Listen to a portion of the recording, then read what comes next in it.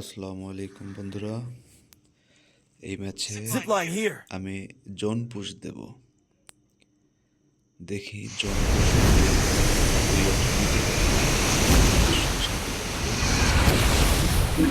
Head to the vending machine. মারাত্মক zone push হবে এবার।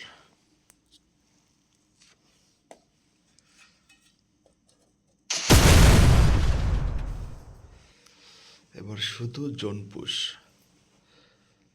জোন পুশ ছাড়া কিলের কোনো চিন্তা নেই। চেষ্টা করবো অল টাইম শুধু জোন পুশ দেওয়ার জন্য। পুরো ভিডিওটা দেখলে আশা করি ভালো লাগবে।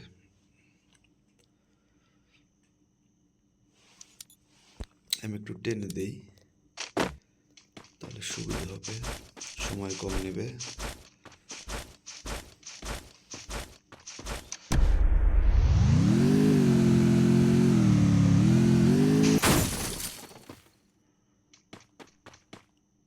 বাহ, সামনে সুপার মেডি। Skill on cooldown.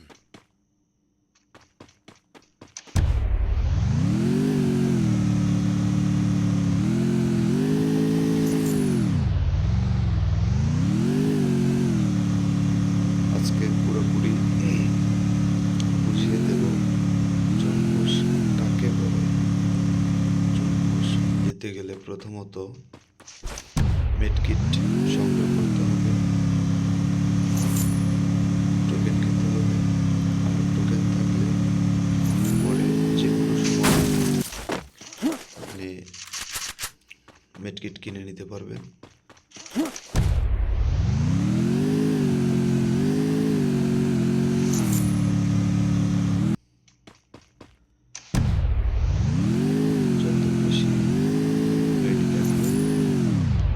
মোটরসাইকেলটা বেঁধে গেল, এটা কি ছুটবে?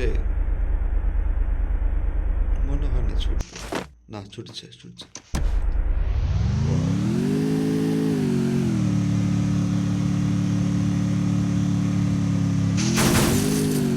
অলরেডি 3400 টোকেন হয়ে গেছে। 3600, 3800। আসলে জোন পুশ দিতে গেলে টিমমেট যদি টোকেন না খায় সেক্ষেত্রে কষ্ট হয়ে যাবে।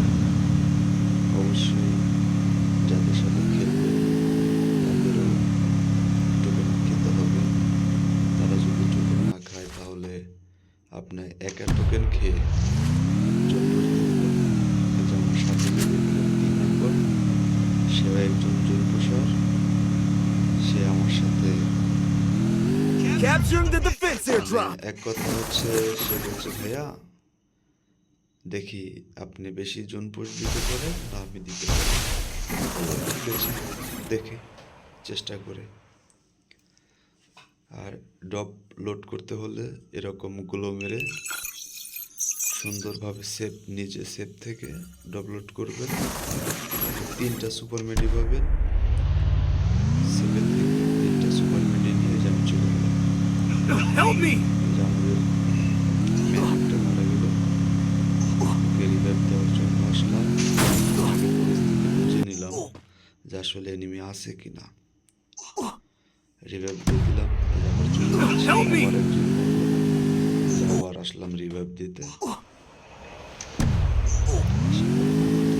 জোন পুশ দিতে গেলে ম্যানদের রিভাইভটা বাধ্যতামূলক দিতেই হবে, টোকেন বাধ্যতামূলক দিতেই হবে। কতগুলো সুপার মেডি নিচ্ছি। আসলে সুপার মেডি যতক্ষণ থাকবে ততক্ষণ থাকতে পারবো। বাকি টোকেনগুলো রেখে দিলাম রিভাইভ দেওয়ার জন্য। এই যে আমাদের 4 নম্বর শেষ, ওকে রিভাইভ দিয়ে দিলাম। মেডিটা উঠতেছে না, ব্যাগে যাবে নাই।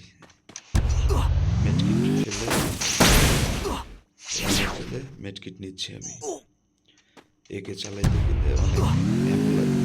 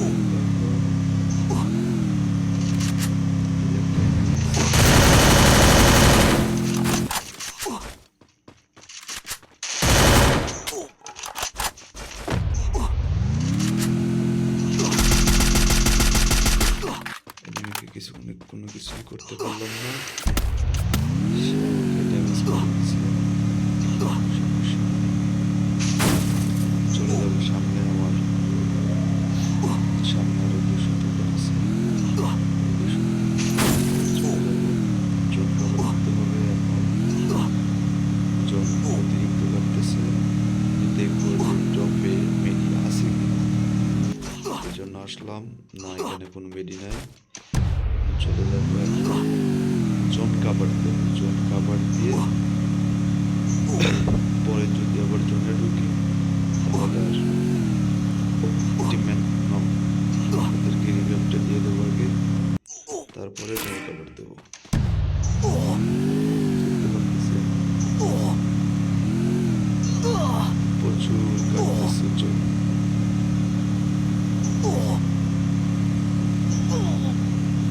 অবশ্যই নর্মাল মেডির পাশাপাশি সুপার মেডি করবো আমরা,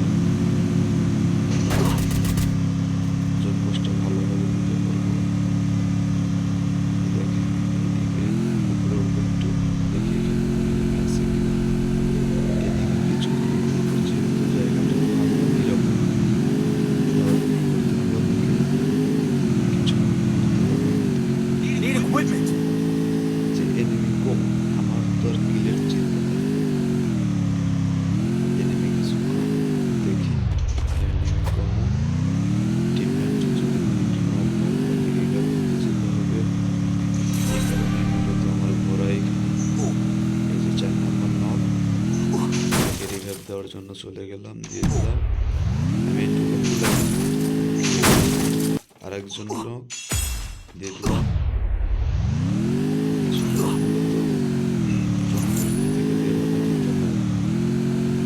টিমমেট নক হয়ে গেলে তাকে রিভাইভ না দিলে সে মেডি প্রচুর কাটতেছে, আগে মেডি করে নেব, রিভাইভ দিলাম, এখন বেড়ে হয়ে যাবে।